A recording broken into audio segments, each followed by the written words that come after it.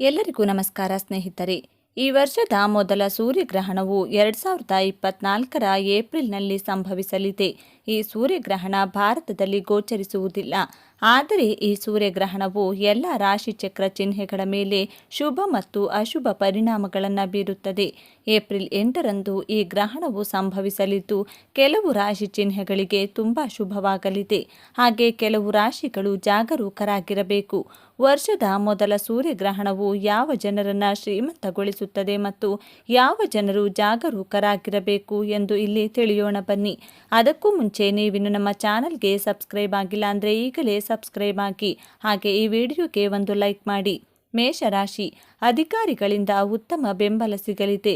ಹಾಗೆ ಕುಟುಂಬದವರಿಂದ ಸಹ ಅತ್ಯುತ್ತಮ ಬೆಂಬಲ ಸಿಗುವುದು. ಶಿಕ್ಷಣ ಕ್ಷೇತ್ರಕ್ಕೆ ಸಂಬಂಧಿಸಿದ ಜನರಿಗೆ ಈ ಸಮಯವು ಶುಭವಾಗಿರುತ್ತದೆ. ಮನಸ್ಸಿನಲ್ಲಿ ಸಂತೋಷದ ಭಾವನೆ ಇರುತ್ತದೆ. ನೀವು ಕೆಲಸಕ್ಕಾಗಿ ಬೇರೆ ಸ್ಥಳಕ್ಕೆ ಹೋಗಬೇಕಾಗಬಹುದು. ಆದಾಯ ಹೆಚ್ಚಾಗಲಿದೆ. ವೃಷಭ ರಾಶಿ, ತಾಯಿಯಿಂದ ಬೆಂಬಲ ಸಿಗಲಿದೆ. ಲಾಭದಲ್ಲಿ ಹೆಚ್ಚಳವಾಗುವ ಸಾಧ್ಯತೆ ಇದೆ. ಅಧಿಕಾರಿಗಳಿಂದ ಕೆಲಸದಲ್ಲಿ ಬೆಂಬಲವನ್ನು ಪಡೆಯುತ್ತೀರಿ. ಆರ್ಥಿಕವಾಗಿ ಲಾಭವಾಗಲಿದೆ. ನೀವು ಆತ್ಮವಿಶ್ವಾಸದಿಂದ ತುಂಬಿರುತ್ತೀರಿ. ಕುಟುಂಬದ ಸೌಲಭ್ಯಗಳು ವಿಸ್ತರಿಸುತ್ತವೆ. ಕೆಲಸದ ಸ್ಥಳದಲ್ಲಿ ಬದಲಾವಣೆ ಸಾಧ್ಯವಿದೆ. ಮಿಥುನ ರಾಶಿ, ಕುಟುಂಬದಲ್ಲಿ ಧಾರ್ಮಿಕ ಚಟುವಟಿಕೆಗಳು ನಡೆಯಬಹುದು. ಸ್ನೇಹಿತರ ಸಹಾಯದಿಂದ ವ್ಯವಹಾರವು ವಿಸ್ತರಿಸುತ್ತದೆ. ಲಾಭದ ಅವಕಾಶಗಳು ಇರುತ್ತವೆ. ಕುಟುಂಬ ಜೀವನವು ಆನಂದಮಯವಾಗಿರುತ್ತದೆ. ನೀವು ಕುಟುಂಬದೊಂದಿಗೆ ಧಾರ್ಮಿಕ ಸ್ಥಳಕ್ಕೆ ಪ್ರವಾಸಕ್ಕೆ ಹೋಗಬಹುದು. ನಿಮ್ಮ ಮಾತಿನಲ್ಲಿ ಮಾಧುರ್ಯ ಇರುತ್ತದೆ. ಕುಟುಂಬದವರಿಂದ ಬೆಂಬಲ ಸಿಗಲಿದೆ. ವ್ಯವಹಾರದಲ್ಲಿ ಸುಧಾರಣೆ ಕಂಡುಬರಲಿದೆ. ಕಟಕ ರಾಶಿ, ಕೌಟುಂಬಿಕ ಸಮಸ್ಯೆಗಳು ಎದುರಾಗುವ ಸಾಧ್ಯತೆ ಇದೆ. ನಿಮ್ಮ ಸಮಸ್ಯೆಗೆ ಕಾರಣವನ್ನು ಊಹಿಸುವುದು ತಪ್ಪಿಸಿ ಏಕಾಗ್ರತೆಯ ಕೊರತೆ ಇರುತ್ತದೆ. ವಿರೋಧಿಗಳ ಬಗ್ಗೆ ಜಾಗರೂಕರಾಗಿರಬೇಕು. ರಕ್ತ ಸಂಬಂಧಿತ ಕಾಯಿಲೆಗಳು ಬರುವ ಸಾಧ್ಯತೆ ಇರುತ್ತದೆ. ನಿಮ್ಮ ವಿರುದ್ಧ ಕಾನೂನು ಕ್ರಮ ಜರುಗಿಸಬೇಕು. ಅಧಿಕಾರಿಗಳೊಂದಿಗೆ ಭಿನ್ನಾಭಿಪ್ರಾಯ ಉಂಟಾಗಬಹುದು. ಒಟ್ಟಾರೆಯಾಗಿ ಬಹಳ ಜಾಗರೂಕರಾಗಿರಬೇಕು. ಸಿಂಹರಾಶಿ, ವ್ಯವಹಾರವನ್ನು ವಿಸ್ತರಿಸುವ ಯೋಜನೆ ಸಾಕಾರಗೊಳ್ಳುತ್ತದೆ. ಸಹೋದರರ ಬೆಂಬಲ ಸಿಗಲಿದೆ. ಕುಟುಂಬದಲ್ಲಿ ಶುಭ ಕಾರ್ಯಗಳು ನಡೆಯಲಿವೆ. ಬಟ್ಟೆಯನ್ನು ಉಡುಗೊರೆಯಾಗಿ ಸಹ ನೀವು ಪಡೆಯಬಹುದು. ಕೆಲಸದ ಬದಲಾವಣೆಯೊಂದಿಗೆ ನೀವು ಮತ್ತೊಂದು ಸ್ಥಳಕ್ಕೆ ಹೋಗಬೇಕಾಗಬಹುದು. ಆಮದು ರಫ್ತು ವ್ಯವಹಾರದಲ್ಲಿ ಲಾಭದ ಅವಕಾಶಗಳು ಇರುತ್ತವೆ. ತಾಯಿಯಿಂದ ಬೆಂಬಲ ಸಿಗಲಿದೆ. ವಾಹನದಿಂದ ಸಂತೋಷ ಹೆಚ್ಚಾಗಬಹುದು. ಅಧಿಕಾರಿಗಳಿಂದ ಕೆಲಸದಲ್ಲಿ ಬೆಂಬಲವನ್ನು ಪಡೆಯುತ್ತೀರಿ. ಕನ್ಯಾ ರಾಶಿ, ನೀವು ಎಲ್ಲ ಕಾರ್ಯಗಳಲ್ಲಿ ಯಶಸ್ಸನ್ನು ಪಡೆಯುತ್ತೀರಿ. ನೀವು ಹೊಸ ವಾಹನ ಅಥವಾ ಮನೆಯನ್ನು ಖರೀದಿಸಬಹುದು. ಕುಟುಂಬ ಸದಸ್ಯರಿಂದ ಬೆಂಬಲ ಸಿಗಲಿದೆ. ಆರ್ಥಿಕವಾಗಿ ಲಾಭವಾಗಲಿದೆ. ನೀವು ನಿಮ್ಮ ಸಂಗಾತಿಯೊಂದಿಗೆ ಸಮಯ ಕಳೆಯುವಿರಿ. ನೀವು ಲಕ್ಷ್ಮೀ ದೇವಿಯ ವಿಶೇಷ ಆಶೀರ್ವಾದವನ್ನು ಸಹ ಪಡೆಯುತ್ತೀರಿ. ತುಲಾ ರಾಶಿ, ನೀವು ಉತ್ತಮ ಫಲಿತಾಂಶಗಳನ್ನು ಪಡೆಯುತ್ತೀರಿ. ಕುಟುಂಬ ಸದಸ್ಯರಿಂದ ಬೆಂಬಲ ಸಿಗಲಿದೆ. ಹಣಕಾಸಿನ ಲಾಭ ಪಡೆಯುವ ಸಾಧ್ಯತೆ ಇದೆ. ಗೌರವ ಮತ್ತು ಪ್ರತಿಷ್ಠೆ ಹೆಚ್ಚಾಗುತ್ತದೆ. ಶಿಕ್ಷಣ ಕ್ಷೇತ್ರಕ್ಕೆ ಸಂಬಂಧಿಸಿದ ಜನರು ಶುಭ ಫಲಿತಾಂಶಗಳನ್ನು ಪಡೆಯುತ್ತಾರೆ. ಲಕ್ಷ್ಮೀ ದೇವಿಯ ಅನುಗ್ರಹದಿಂದ ಎಲ್ಲ ಕೆಲಸಗಳಲ್ಲಿ ಯಶಸ್ಸನ್ನು ಸಾಧಿಸಲಾಗುತ್ತದೆ. ವೃಶ್ಚಿಕ ರಾಶಿ, ಮಾನಸಿಕ ಒತ್ತಡ ಮತ್ತು ವ್ಯವಹಾರದಲ್ಲಿ ನಷ್ಟವನ್ನು ಕಾಣಬಹುದು. ಕುಟುಂಬದ ಯಾವುದೇ ಸದಸ್ಯರೊಂದಿಗೆ ವಿವಾದಗಳನ್ನು ತಪ್ಪಿಸಿ. ನಿಮ್ಮ ಹಿರಿಯರು ಮತ್ತು ಅನುಭವಿಗಳ ಸಲಹೆಯೊಂದಿಗೆ ಕೆಲಸವನ್ನು ಪ್ರಾರಂಭಿಸುವ ಮೂಲಕ ಯಶಸ್ಸನ್ನು ಸಾಧಿಸಬಹುದು. ವಿರೋಧಿಗಳು ಸಕ್ರಿಯರಾಗಿ ಉಳಿಯುತ್ತಾರೆ. ಇದು ಕೆಲವು ಸಮಸ್ಯೆಗಳನ್ನು ಉಂಟು ಮಾಡಬಹುದು. ಧನಸ್ಸು ರಾಶಿ, ಈ ಸಮಯದಲ್ಲಿ ನಿಮಗೆ ತುಂಬ ಶುಭವಾಗಲಿದೆ. ಲಕ್ಷ್ಮೀ ದೇವಿಯ ಅನುಗ್ರಹದಿಂದ ಆರ್ಥಿಕ ಲಾಭಗಳಿರುತ್ತವೆ. ಇದು ಆರ್ಥಿಕ ಭಾಗವನ್ನು ಬಲಪಡಿಸುತ್ತದೆ. ವೈವಾಹಿಕ ಜೀವನದಲ್ಲಿ ಸಂತೋಷವನ್ನು ಅನುಭವಿಸಲಾಗುವುದು. ಕುಟುಂಬ ಸದಸ್ಯರೊಂದಿಗೆ ಸಮಯ ಕಳೆಯಲು ನಿಮಗೆ ಅವಕಾಶ ಸಿಗುತ್ತದೆ. ಈ ಸಮಯವು ಶಿಕ್ಷಣ ಕ್ಷೇತ್ರಕ್ಕೆ ಸಂಬಂಧಿಸಿದ ಜನರಿಗೆ ವರದಾನಕ್ಕಿಂತ ಕಡಿಮೆಯೇನಿಲ್ಲ. ಮಕರ ರಾಶಿ, ನೀವು ಮಿಶ್ರ ಫಲಿತಾಂಶಗಳನ್ನು ಪಡೆಯುವಿರಿ. ಇನ್ನು ಕೆಲವು ಖರ್ಚುಗಳನ್ನು ಎದುರಿಸಬೇಕಾಗಬಹುದು. ನಿಮ್ಮ ಸಂಬಂಧಿಕರೊಂದಿಗೆ ಭಿನ್ನಾಭಿಪ್ರಾಯ ಉಂಟಾಗಬಹುದು. ಗೌರವದಲ್ಲಿ ಇಳಿಕೆಯಾಗುವ ಸಾಧ್ಯತೆಯೂ ಇದೆ. ಮಾತಿನ ಕಠೋರತೆಯನ್ನು ನಿಯಂತ್ರಿಸುವ ಮೂಲಕ ತೊಂದರೆಗಳನ್ನು ತಪ್ಪಿಸಬಹುದು. ಚಿಂತನಾಶೀಲವಾಗಿ ವ್ಯವಹಾರ ಮಾಡುವವರು ಆರ್ಥಿಕವಾಗಿ ಲಾಭ ಪಡೆಯುತ್ತಾರೆ. ಕುಂಭರಾಶಿ, ಜೀವನ ನಡೆಸುವುದು ಕಷ್ಟಕರವಾಗಬಹುದು. ಕೌಟುಂಬಿಕ ಕಲಹವು ಕಾಡಬಹುದು. ಹಿರಿಯರ ಸಲಹೆಯೊಂದಿಗೆ ಯಾವುದೇ ಕೆಲಸವನ್ನ ಮಾಡಿದರೆ ಯಶಸ್ಸನ್ನು ಪಡೆಯಬಹುದು. ಧಾರ್ಮಿಕ ಚಟುವಟಿಕೆಗಳಲ್ಲಿ ಭಾಗವಹಿಸುವುದು ಮಾನಸಿಕ ಶಾಂತಿಯನ್ನು ತರುತ್ತದೆ.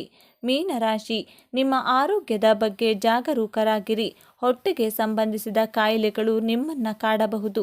ವ್ಯವಹಾರದಲ್ಲಿ ಆರ್ಥಿಕ ನಷ್ಟವಾಗಬಹುದು. ಇದು ಮಾನಸಿಕ ಒತ್ತಡಕ್ಕೆ ಕಾರಣವಾಗುತ್ತದೆ. ಶಾಂತಿ ಮತ್ತು ಕೆಲಸದ ಯಶಸ್ಸಿಗಾಗಿ ದುರ್ಗಾ ಮಾತೆಯನ್ನು ಪೂಜಿಸಿ. ನಿಮ್ಮ ಸಂಗಾತಿಯೊಂದಿಗೆ ಸಮಯ ಕಳೆಯಿರಿ. ಹಣವನ್ನು ಬುದ್ಧಿವಂತಿಕೆಯಿಂದ ಖರ್ಚು ಮಾಡಿ. ಸೂರ್ಯಗ್ರಹಣ ಎಂಬುದು ಭೂಗೋಳದಲ್ಲಿ ನಡೆಯುವಂಥ ಒಂದು ನೈಸರ್ಗಿಕ ವಿದ್ಯಮಾನವಾಗಿದೆ. 2024 ವರ್ಷದ ಮೊದಲ ಸೂರ್ಯಗ್ರಹಣ ಏಪ್ರಿಲ್ 8ರಂದು ಉಂಟಾಗಲಿದೆ. ಧಾರ್ಮಿಕ ದೃಷ್ಟಿಕೋನದಿಂದ ಯಾವುದೇ ಗ್ರಹಣವನ್ನು ಮಂಗಳಕರವೆಂದು ಪರಿಗಣಿಸಲಾಗುವುದಿಲ್ಲ. ಈ ವರ್ಷದ ಮೊದಲ ಚಂದ್ರಗ್ರಹಣ ಮಾರ್ಚ್ 25ಕ್ಕೆ ಉಂಟಾಗಿತ್ತು. ಅದಾಗಿ 13ನೇ ದಿನಕ್ಕೆ ಸೂರ್ಯಗ್ರಹಣ ಸಂಭವಿಸುತ್ತಿದೆ. ಈ ಸೂರ್ಯಗ್ರಹಣದ ಸೂತಕ ಕಾಲ ಯಾವಾಗ? ಭಾರತದಲ್ಲಿ ಈ ಸೂರ್ಯಗ್ರಹಣದ ಪ್ರಭಾವ ಇದೆಯೇ? ವೈಜ್ಞಾನಿಕವಾಗಿ ನೋಡುವುದಾದರೆ ಗ್ರಹಣ ಬೀರುವ ಪ್ರಭಾವವೇನು ಎಂದು ನೋಡೋಣ ಬನ್ನಿ. 2024ರ ಮೊದಲ ಸೂರ್ಯಗ್ರಹಣ.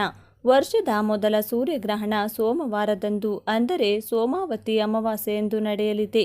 ಭಾರತೀಯ ಕಾಲಮಾನದ ಪ್ರಕಾರ ಈ ಸೂರ್ಯಗ್ರಹಣವು ಏಪ್ರಿಲ್ 8ರಂದು ರಾತ್ರಿ 9:12ಕ್ಕೆ ಪ್ರಾರಂಭವಾಗುತ್ತದೆ ಮತ್ತು ಏಪ್ರಿಲ್ 9ರಂದು ಮುಂಜಾನೆ 2:22ಕ್ಕೆ ಕೊನೆಗೊಳ್ಳುತ್ತದೆ. ಈ ಸೂರ್ಯಗ್ರಹಣ ಎಲ್ಲಿ ಗೋಚರಿಸುತ್ತದೆ? 2024ರ ಮೊದಲ ಸೂರ್ಯಗ್ರಹಣ Canada, Mexico, United States, Aruba, Bermuda, Caribbean, Netherlands, Colombia, Costa Rica, Cuba, Dominica, Greenland, Ireland, Iceland, Jamaica, Norway, Panama, Nicaragua, Russia, Puerto Rico, Martin, Spain, Bahamas, United Kingdom ಮತ್ತು ವೆನೆಜುವೆಲಾ ಸೇರಿದಂತೆ ಹೀಗೆ ವಿವಿಧ ಭಾಗಗಳಲ್ಲಿ ಕಂಡುಬರುವುದಾದರೂ ಭಾರತದಲ್ಲಿ ಈ ಗ್ರಹಣ ಗೋಚರಿಸುವುದಿಲ್ಲ. ವರ್ಷದ ಮೊದಲ ಗ್ರಹಣ ಭಾರತದಲ್ಲಿ ಗೋಚರಿಸುತ್ತದೆಯೇ? ಚಂದ್ರಗ್ರಹಣದಂತೆ ವರ್ಷದ ಮೊದಲ ಸೂರ್ಯಗ್ರಹಣವು ಭಾರತದಿಂದ ಗೋಚರಿಸುವುದಿಲ್ಲ. ಏಕೆಂದರೆ ಭಾರತದಲ್ಲಿ ಆ ಸಮಯದಲ್ಲಿ ರಾತ್ರಿ. ಹಾಗಾಗಿ ಈ ಗ್ರಹಣ ನಮಗೆ ಕಾಣುವುದಿಲ್ಲ. ಚಂದ್ರಗ್ರಹಣವು ಕಂಡು ಬಂದಿರಲಿಲ್ಲ. ಈ ಸೂರ್ಯಗ್ರಹಣವು ಕಂಡುಬರುವುದಿಲ್ಲ. ಭಾರತಕ್ಕೆ ಈ ಗ್ರಹಣದ ಸೂತಕ ಇದೆಯೇ? ಇದರ ಸೂತಕ ಅವಧಿಯು ಸೂರ್ಯಗ್ರಹಣಕ್ಕೆ 12 ಗಂಟೆಗಳ ಮೊದಲು ಪ್ರಾರಂಭವಾಗುವುದು. ನಂತರ ಗ್ರಹಣ ಮುಗಿದಾಗ ಮುಕ್ತಾಯವಾಗುವುದು. ಈ ಗ್ರಹಣ ಭಾರತದಲ್ಲಿ ಗೋಚರಿಸುವುದಿಲ್ಲ. ಹಾಗಾಗಿ ಸೂತಕ ಅವಧಿಯು ಭಾರತದಲ್ಲಿ ಮಾನ್ಯವಾಗಿರುವುದಿಲ್ಲ. ಗ್ರಹಣದ ನಂಬಿಕೆ ಹಿಂದಿರುವ ವೈಜ್ಞಾನಿಕ ಸತ್ಯಗಳು.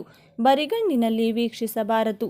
ಸೂರ್ಯಗ್ರಹಣವನ್ನು ಬರಿಗಣ್ಣಿನಲ್ಲಿ ವೀಕ್ಷಣೆ ಮಾಡುವುದರಿಂದ ಇದು ನಿಮ್ಮ ರೆಟಿನಾವನ್ನು ಹಾನಿಗೊಳಿಸಬಹುದು ಅಥವಾ ಕಣ್ಣಿಗೆ ಹಾನಿಯುಂಟಾಗಿ ಕುರುಡುತನ ಉಂಟಾಗುವುದು. ಆದ್ದರಿಂದ ಜಾಗ್ರತೆ ವಹಿಸಿ. ನೀವು ಸೂರ್ಯಗ್ರಹಣವನ್ನು ವೀಕ್ಷಿಸುವುದಾದರೆ ಸೂರ್ಯಗ್ರಹಣದ ಕನ್ನಡಕವನ್ನು ಬಳಸಬೇಕು. ಇದು ಮೂಢನಂಬಿಕೆಗಳಲ್ಲ, ವೈಜ್ಞಾನಿಕ ಸತ್ಯ. ಈ ಬಗ್ಗೆ ನೆನಪಿರಲಿ. ಜೀರ್ಣಕ್ರಿಯೆಗೆ ತೊಂದರೆಯಾಗುವುದು. ಗ್ರಹಣದ ಸಮಯದಲ್ಲಿ ಯಾವುದೇ ರೀತಿಯ ಆಹಾರ ಸೇವಿಸಬೇಡಿ ಎಂದು ಹೇಳುವುದನ್ನು ಕೇಳಿರಬಹುದು. ಇದನ್ನು ಮೂಢನಂಬಿಕೆ ಎಂದು ಹೇಳುವವರು ಇದ್ದಾರೆ. ಆದರೆ ಇದರ ಹಿಂದೆ ವೈಜ್ಞಾನಿಕ ಕಾರಣವೂ ಇದೆ. ಗ್ರಹಣದ ಸಮಯದಲ್ಲಿ ನಿಮ್ಮ ಜೀರ್ಣಾಂಗ ವ್ಯವಸ್ಥೆಯು ಸರಿಯಾಗಿ ಕಾರ್ಯನಿರ್ವಹಿಸುವುದಿಲ್ಲ. ಇದು ನಿಮ್ಮ ಜೀರ್ಣಕ್ರಿಯೆಯನ್ನು ಅಡ್ಡಿಪಡಿಸುತ್ತದೆ. ಹೀಗಾಗಿ ಗ್ರಹಣ ಮುಗಿಯುವವರೆಗೆ ಏನು ತಿನ್ನುವುದು, ಕುಡಿಯುವುದು ಮಾಡಬೇಡಿ. ಮನಸ್ಸಿನ ಮೇಲೂ ಪರಿಣಾಮ ಬೀರಬಹುದು. ಗ್ರಹಣವು ನಮ್ಮ ಮನಸ್ಥಿತಿಯ ಮೇಲೂ ನಕಾರಾತ್ಮಕ ಪರಿಣಾಮ ಬೀರುತ್ತದೆ. ಯಾವುದೇ ಕಾರಣ ಇಲ್ಲದೆಯೂ ನಿಮ್ಮ ಮನಸ್ಥಿತಿ ಹಾಳಾಗಬಹುದು ಅಥವಾ ಕಿರಿಕಿರಿ, ದುಃಖ ಅನುಭವಿಸಬಹುದು. ಈ ಗ್ರಹಣದ ಪ್ರಭಾವ ಭಾರತದ ಮೇಲೆ ಇರುವುದಿಲ್ಲ. ಹಾಗಾಗಿ ಗ್ರಹಣದ ಸಮಯದಲ್ಲಿ ಯಾವುದೇ ನಿಯಮ ಪಾಲಿಸಬೇಕಾಗಿಲ್ಲ. ಆದರೆ ಗ್ರಹಣದ ಸೂತಕದ ಸಮಯದಲ್ಲಿ ಯಾವುದೇ ಶುಭ ಕಾರ್ಯ ಮಾಡದಿದ್ದರೆ ಒಳ್ಳೆಯದು. ಸ್ನೇಹಿತರೆ, ಈ ಮಾಹಿತಿ ನಿಮಗೆ ಇಷ್ಟವಾಗಿದ್ದಲ್ಲಿ ದಯವಿಟ್ಟು ಶೇರ್ ಮಾಡಿ, ಲೈಕ್ ಮಾಡಿ ಮತ್ತು ನಮ್ಮ ಚಾನಲ್ಗೆ ಸಬ್ಸ್ಕ್ರೈಬ್ ಆಗಿ. ಎಲ್ಲರೂ ಭಕ್ತಿಯಿಂದ ಓಂ ಶ್ರೀ ಶನೈಶ್ವರಾಯ ನಮಃ ಅಂತ ಕಮೆಂಟ್ ಮಾಡಿ. ಧನ್ಯವಾದ.